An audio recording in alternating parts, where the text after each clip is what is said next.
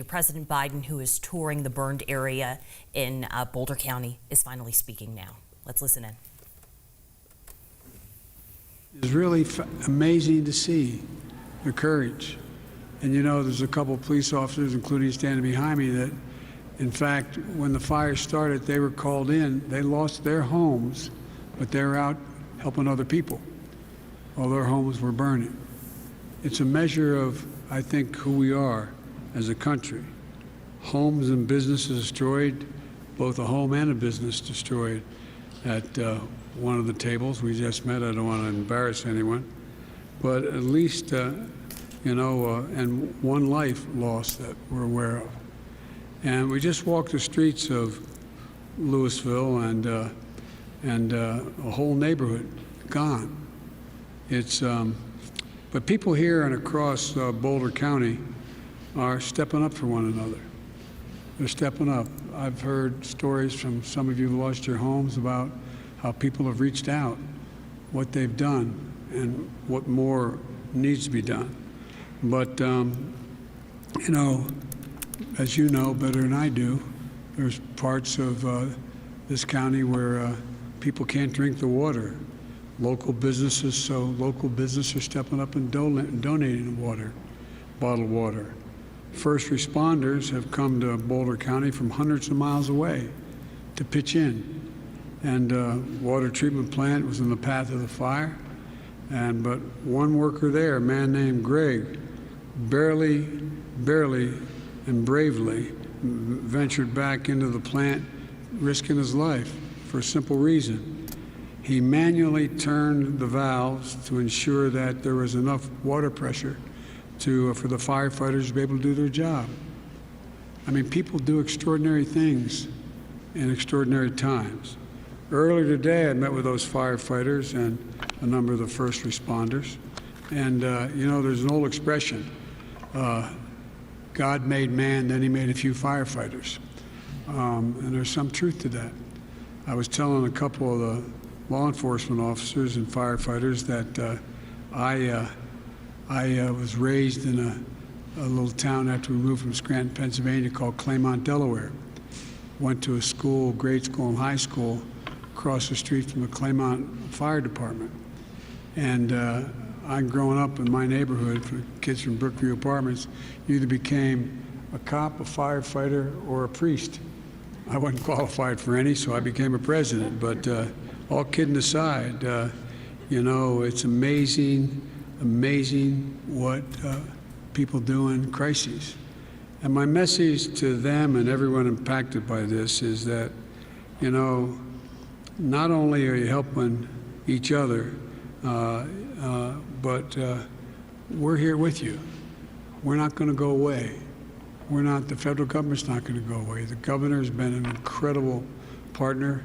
Matter of fact, that probably drove him crazy how many times I called him, even before he called me, saying, what do you need? But we're, declaring a national disaster area. We're going to do everything we possibly can. The head of FEMA is with me today. She has run this show in a way I think most people who've been engaged in disasters would say is remarkable. But we're going to make sure that everything you need occurs, including clearing all the debris and putting people in a position to be able to rebuild if their insurance provides for it, additional help if their insurance doesn't, and the kind of help they need in order to get resettled. But folks, a number of you have asked, as we've gone through the tables and met other people in your neighborhood, is what do we do now? Well, hang on to one another. Hang on to one another. The way you're going to get through this, because we've been through a few things ourselves, is just hanging on to one another. You get through this. You will get through this, and you'll be stronger for it. I know my mother used to say that. I'd always get angry with her, no matter what it was. It's, out of something bad, something good will happen if you look hard enough for it. But hang on to one another. That's the way. Find purpose in what you've been through and what you're going to do. And folks, look, I intend to do whatever it takes, as long as it takes, to support you, your state and local governments to help you recover and rebuild these communities. The commitment began the day the fire started, December 30th, when the governor asked me for some urgent assistance. And because we had worked earlier, we had gotten a particular satellite in the sky to be able to be focused on y'all and see through the smoke and know what was going on. Well, the truth of the matter is that the commitment began the day the fire started. We immediately mobilized the federal firefighting equipment, satellite imagery from the Department of Defense, and additional federal personnel to support the response. When the governor requested the expanded major disaster declaration, we approved it right away on New Year's Eve and helped families directly. We surged resource support for temporary housing, home repairs for those who still had homes, and debris removal. On Monday, at my request, FEMA opened the Disaster Assistance Center in Lafayette, the hub to connect families and small businesses directly to what federal support was available. And we're working closely with Governor Polis to ensure Colorado has every single resource available to help keep people safe. And I want to thank the governor and his team, and I mean this sincerely, and the Colorado congressional delegation for their leadership. We rode out, the number of the delegation rode out from Washington with me. And I would say, it's not an exaggeration, they're mildly proud of their state, mildly proud of their district. If Nagoose tells me one more story about how great this particular area is, I'm moving out here. You're laughing, Mayor, but I don't think you want me. When I come, 120 cars come with me, and I don't see you need it. But all kidding aside, we really can't thank them enough. And their commitment to you is strong, it's deep, and it's real. And you know, the situation is a blinking code red for our nation, because the combination of extreme drought, the driest period from June to December ever recorded, unusually high winds, no snow on the ground to start, created a tinderbox, a literal tinderbox. And even if it was not your backyard, you could feel the ripple effects of what happened.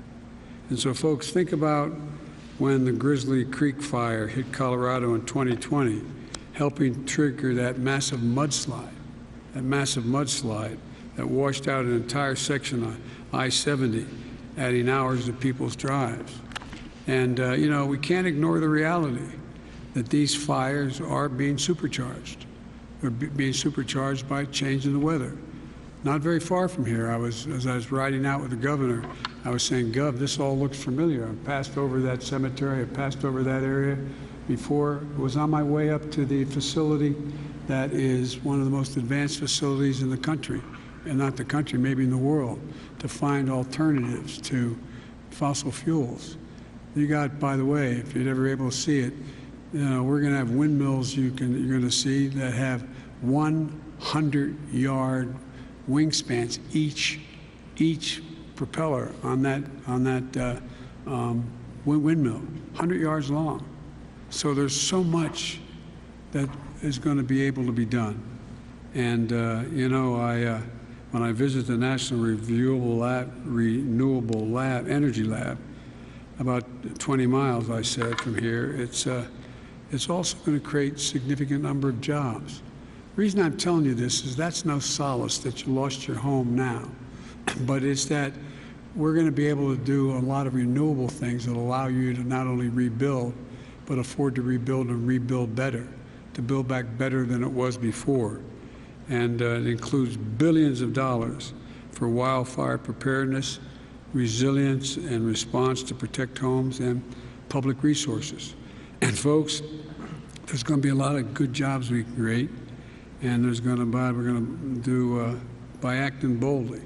You know, but the bottom line here is we have to summon the courage to do something about it, to build back better as one nation. I got a recovery here in Boulder County. It's going to take a long time. I'm not going to kid you. But we're going to stay with you as long as it takes. We're going to be here for every step of the way, I promise. And it's going to be better. It's going to be better.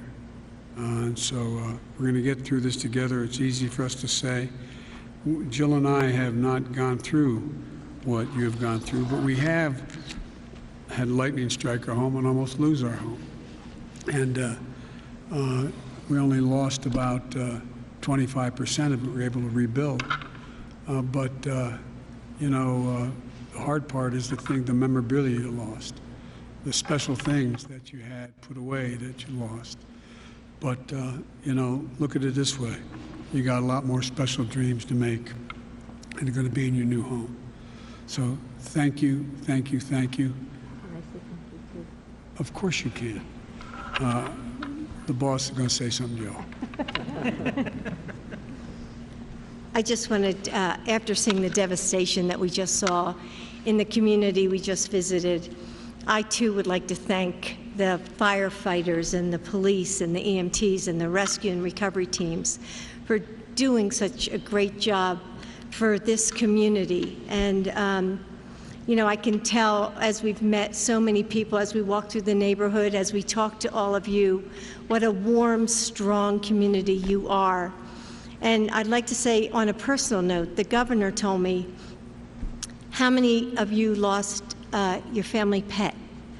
And, they're members of the family too. So I want to just say how terribly sorry we are for the loss of your pets, because we're animal people, so we know what a tough loss that is. So we know you're strong, you will rebuild, and we're going to help.